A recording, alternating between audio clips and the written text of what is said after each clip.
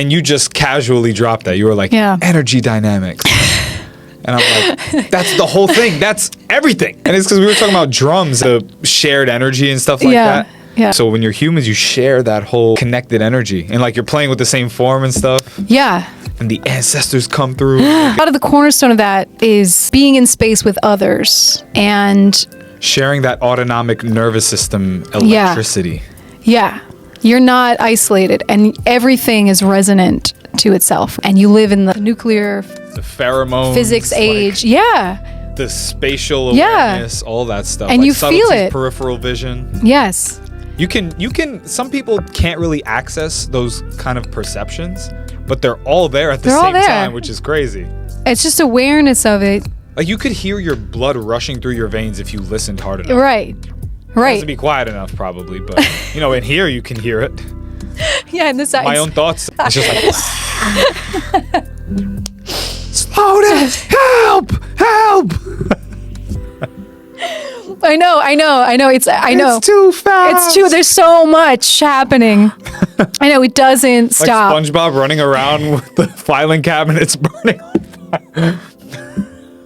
It's like that, and that little cat. Meow. It's like 2000s nihilism. It's yes. Yeah. That was like 1999. That was it's like, fuck, it's over. And so I know, Y2K. SpongeBob, I mean, that's as nihilistic as it gets.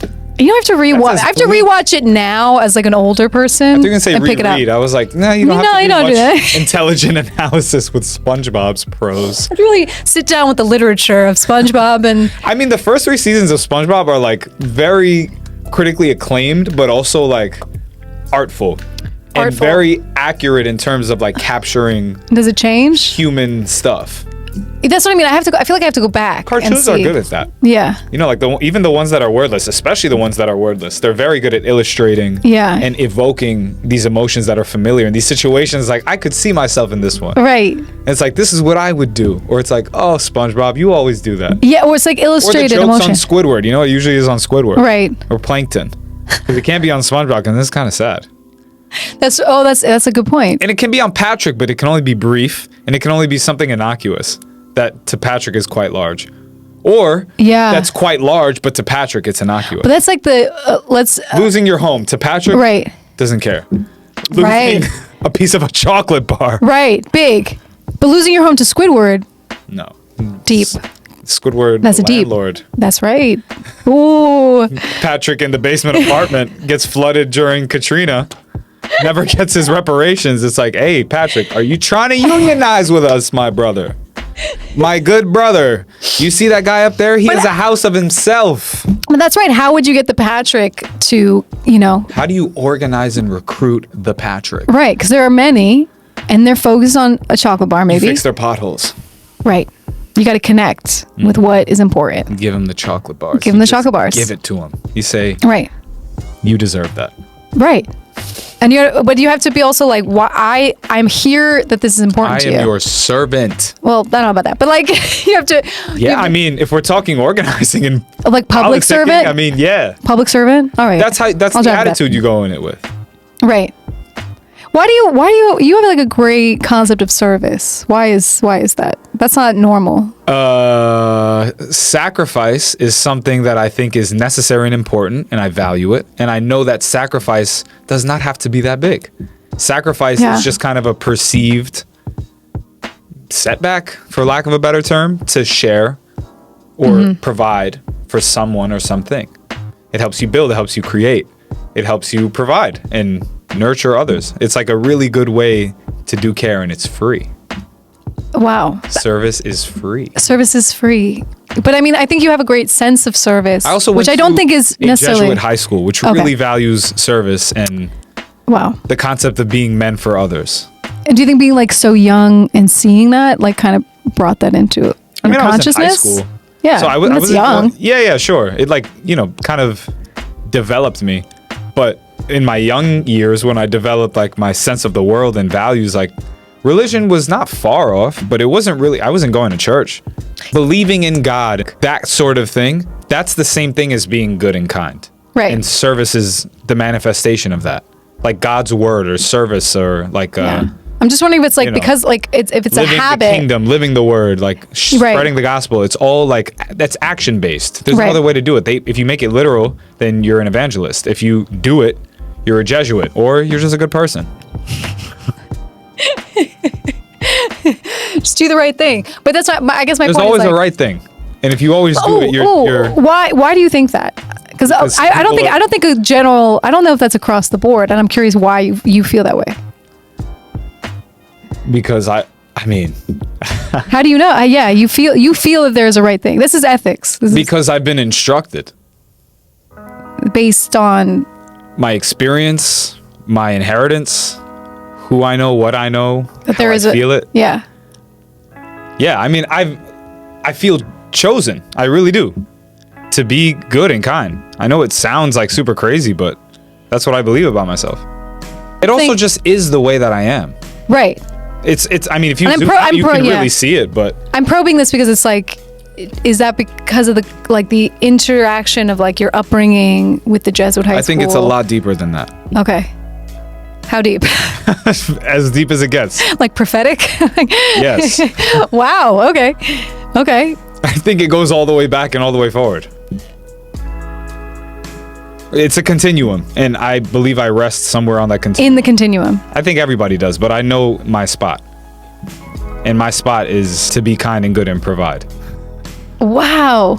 You know, and like however I customize that is, you know, me, my life, how people will remember me. Wow. That's beautiful. That's what like it's all refreshing about. here. That's what it's all about. Nursery rhymes hints at this. Right. Santa wants you to be good for goodness sake. Why? Not for the gifts, bro. Because Right. if you do good for the sake of gifts, you still gonna get the gifts, but it's not gonna hit. Yeah. Or I'm gonna give you coal for being greedy. Right. Right. Right? So it's like, just do good because you should. What do you think of people who think that there is no right and wrong? What? Like, how do they believe that? Like, I think they qualify. Is there really a right and wrong beyond this moment, or is there just there is a sort of choices? universal kindness in the sense that, like, do not disrupt others. Do not right? cross into their force field. Yeah. Physically, Which is respect. or directly or indirectly. Which I feel like is all just respect. That's like respect, and a lot of time it's physical space. We're apes. It's like, why are you in my space? But that goes back to energy dynamics because it's like, wait, we do have to share space. Yeah, and people don't know how to do that. Yeah. And That's a learned. Yeah. That's something we learn. We have to learn. Yeah. To peacefully we have copy other people's sort of behaviors and dynamics that we see, Right. and we apply them to others who may not be experienced with that. Taurus. People who walk with their whole strollers covering the whole street. Right. The person who steps on you and looks at you and then looks away. Right. You know, like, that's learned. Right. Is it conscious running through their mind, like the sentences about what they're doing, the consequences and where it came from and why they did it? No. They just do it because they know it. You think it's like Do they unconscious? want to do it? I don't know. I don't know how people think. I don't try to think that anymore. I know the way I think. I know some other people who think similarly in terms of my ideas. I don't know how the engine works for anything else. That's And I interesting. really know this one. That's really cool. I get that because I get that point of view. But I think because knowing you, it's like, I think it's great and interesting that you have a sense of what's right and wrong. What I'm interested in is I don't think that is inherent to people. I think sometimes it must be taught. Well, some people are evil, I believe. So, Yeah? Yeah. And do you think that's like the inability to see, or like the ability to see, and in spite, they still do the wrong thing. right for power? That's a wild know. guess. I can't think that way. Right. But you just know where you are on the battlefield. Yes. That's, yeah. I'm there to bring the message. That's cool. I think of myself as a leader and a champion. A champion doesn't necessarily mean like, I win all the time. It just means like you are the champion of something. Right. I like to champion different causes and people and like ideas, Yeah. cultures. That's my biggest one. Yeah. I am a champion of cultures that I value because they seem kind of niche, and that's how cultures are, but they're actually pretty strong, and I believe I'm champions of them. What does that mean? Where I come from, who I am, and how I am in the context of my environment makes me a champion of it because I'm Like your own culture, like in sure, but like where I come from, you know, like yeah. literally where I was born and raised, Yeah. and have influence on, and like the places that I went and stuff. people's definition of champion is also different. But in my case, I think it's the best kind of champion, which is, I don't know, just being like the leader. I just prefer that spot. Leader or like representative or something like that. Yeah. Because that's like where the most of the action is at. Yeah, I'm taking this all To in. some people, like it's kind of funny saying it out loud because like I've believed this for my entire life. Yeah, but it's saying cool. it out I loud think it's cool. sounds almost like crass. And I mean, think a lot of people yeah. might feel this, but like I really believe this and I live it and I'm trying to prove it more every day. Yeah. And not doing for the that. sake of proving it because I feel the need to. In fact, it's always been the opposite. Like I've never felt the need to prove things. Right. But like if that's my role, then it's like that's what you're supposed to do. It's like prove it. Take action. I wouldn't say crass. I think in the I'm saying very arrogant things while trying to sound humble because like that's more my domain is like humble. I can be arrogant if I have to get a point across, but also we kind of live in an age where, I mean, if you're also just trying to say I have an ethical point of view and I really believe that, I think we live in a kind of a nihilistic time where also you're not it's supposed a to say privilege that. to be able to think this way. Yeah. And that's what I'm saying. I'm incredibly privileged. Like I'm chosen for that. Like, sure, you could say I've carved this over, however many years that I've been conscious, but I'm very much in a slot, and I felt that way early on. Like this is because these are your values. Yes. The only time that I didn't feel this was the way was when I abandoned my values and really changed myself at one point and saw depth and realized I don't really like it down here. I'm gonna go back up. And now I'm here. And as you mature into a man, like I'm 27. So it's like I just a few years ago was like very stupid. Yeah. So now it's like, okay, you step into the role. You're given the role. It's not really that much competition. Like people don't compete for leadership roles or like roles with responsibility or anything like that. Yes, yeah. So I didn't want to do it. I'll tell you that. Like people used to be telling me to do things from the time I was young. I'm like, yo, I just don't want to do that. It's like I'm already doing enough. It's like, no, but you can do more. And it's like, okay, now that you're a man, you just have to do that. You have to do more. You have to say yes to more and lead more and like sacrifice. You don't want to do that as a kid. Okay, yeah, you can in spurts and it's there, but like I've always been like very attuned to that signal.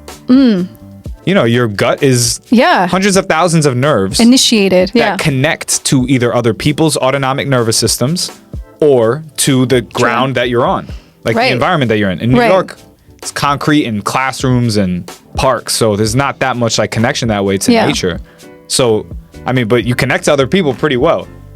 Yes, that's awesome. I mean, I think that's great. I think this is, but it's like an initiation, and I think for men probably that's a big, and that's harder for you guys. I think a lot of men want to feel this way. I do. I agree. I think they want to be competent leaders or like be able to be decent at something they care about. Yeah. At least competent. Yeah. At least. That's, I mean, it's almost like basic human right. Like, I deserve the right to test my competency. To test your life, as a friend of mine would say. Right, yeah. Take your life to test your life. Yeah, it's a beautiful thing.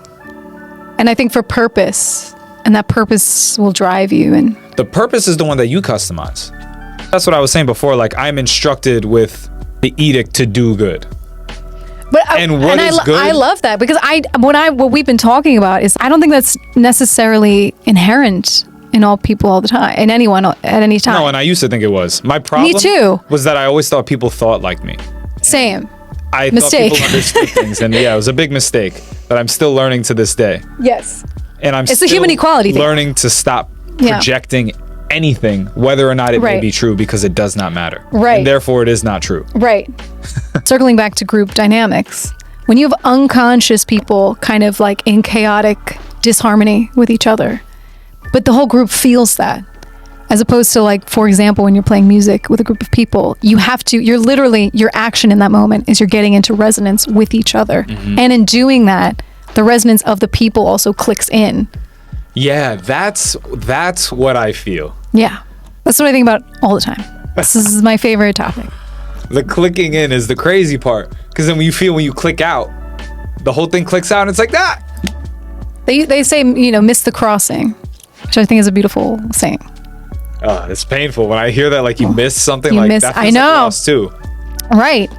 But the idea is if you can find it or you're always living in it. That's where I'm trying to get. Same. I don't know how to get there. That's why I'm like, You have to listen. is it deeply? Yeah, that's what I'm saying. Like, I know the right and Constantly. wrong choices, but that doesn't always lead me to like this sort of like physical inner peace connection with the world sort of. Yeah. I mean, sometimes personally, I don't think it's gonna happen passively though. I think that's what it is. It doesn't happen passively. You have to actively we need, yeah. move and express in space Yes. in order to make things happen. And you also need to be, okay, where I'm at is we need to be doing it socially. It's hard to say that in this day and age, but it does not happen in isolation because the practice of doing it in group is profoundly powerful. People hate each other more than they should.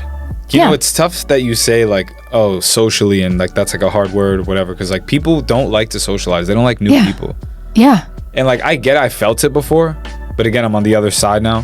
People are awesome, and interactions are challenging, sure, but Right. they really are important. Yeah. And like it should feel obvious as it's happening, or at least afterward, but people don't, like, they forgot that, and they actively dislike And it's, yes. connection and engagement and Yes. vulnerability and stuff. And it's like, damn, I thought that would go away. I thought it went away quickly, like in 2020. End of 2020, I'm like, oh, this is gone. And I was like, damn, like y'all are still not gonna recover from this? Because there's a lot 5 of, years later, like I lost all hope. Right. For that. right. You know, like the socializing thing. I'm like, my people, I'll try to work on them, but Yeah. that's the majority. Like what's gonna unite people enough to like Well, that's what I mean. That's what I mean. again? It's a practice. It's a practice, and like you can look at it generationally, where if you don't have those cultural norms, where Norms are gone. people had a social dance in the town or in the city, Anything. that doesn't happen anymore. There's no sociality, if that's even a word. No, the idea is like for isolation to be the default.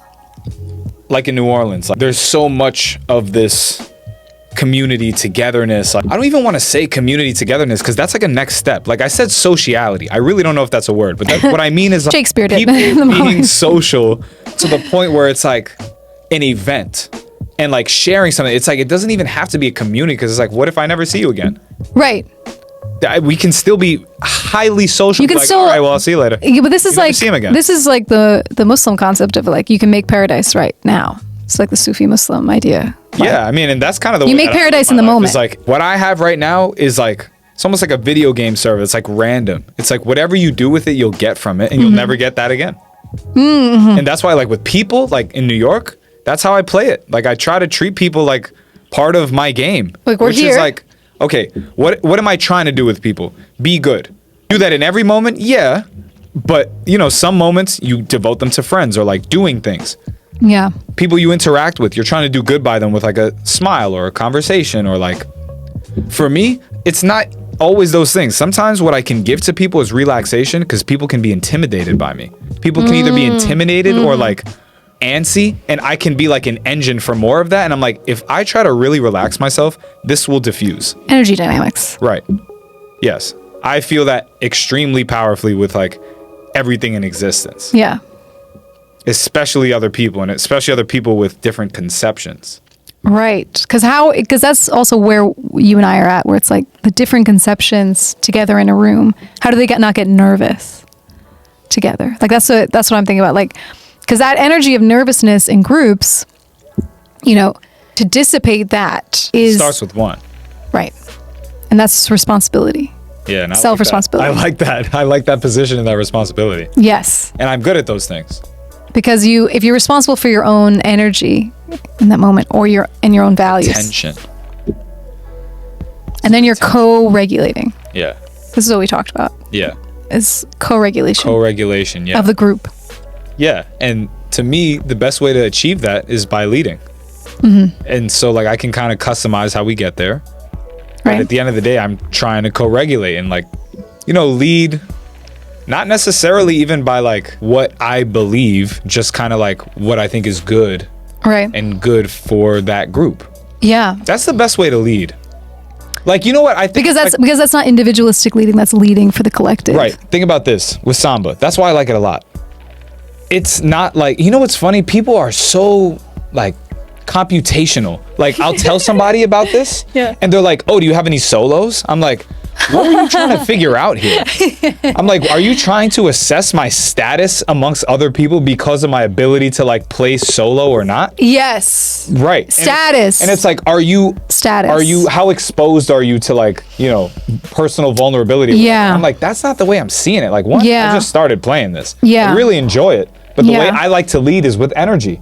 Like, you know, when we're performing, I'm like, I feel tired, but this is a cardio thing at the end of the day too. Like, if I push, we can push. If I play super loud, I play the bass drum. Like, it's really loud. But it's also a form of service, because if you don't That's exactly stop, what it you're is. keeping the cross alive. Exactly. But it's not always like, you know, the leader That's how I of the feel about band, it. like how John or Evo is. Right. It's like we are all together doing our own parts, and if something sounds off, you know, it throws things off. Right. But mine is like at the bottom. It's kind of like the bottom of a box. Right. So like if that falls out, the whole thing kind of falls out. Yeah. That's how they described it. Yeah. And I'm like, well, damn, why'd you give it to me then? But I'm like, well, that's kind of also what I want. But it's interesting because normally people start on that. Right. They start because at the it gives base. you like, that's the same way like in football. Yeah. They make you start like on offensive line or like just getting really physical. It's like, you don't know what you can do yet, but like start Do here. this. This is the foundation. Yeah. Foundation. It's the foundation. Yeah. And foundational stuff is like what I've been all about for a long time. Yeah. I've been about building villages rather than building skyscrapers. Yeah. And now I'm trying to build some skyscrapers. But when you build some skyscrapers with the permission of the village, you're good. You're good, yeah. And you guys, because it's resonance. It's this idea of group resonance I think about a lot. And I think about it in terms of, like, for leadership, because people end up leading themselves if the practice space of self-responsibility is allowed to practice enough. Right. People lead themselves because they want the best for themselves, and they probably know the best for themselves. And if they know that's in relationship to whole and to collective, then what you're getting is a constancy where the energy is always going to balance itself out, because you have now a number of people who know that that's the role, is to create the resonance. And I think what we're looking for in life, or at least I am, and not everyone thinks like me, what I want is for people that I at least care about or that are in my immediate space, or about a cause that I care about, to have that sort of resonance with either their own communities, with each other, or with themselves. You know, like that sort of autonomy. Yeah. That they are armed with all the tools to be good and do good for others. Like, that really is the goal. Yeah. That's the kingdom of God. That's what they talk about. You know, you said there's the Muslim Kingdom of God is within. Isn't that the quote? Yeah. It's like, it's within because you can make it out. You can express it. You can share it. It's liberation. About it. But it's like, it's showing people, it's like, yo, you know, it's easy to be good at this. Right. At life. It's easy to be good at life because it's easy to be good.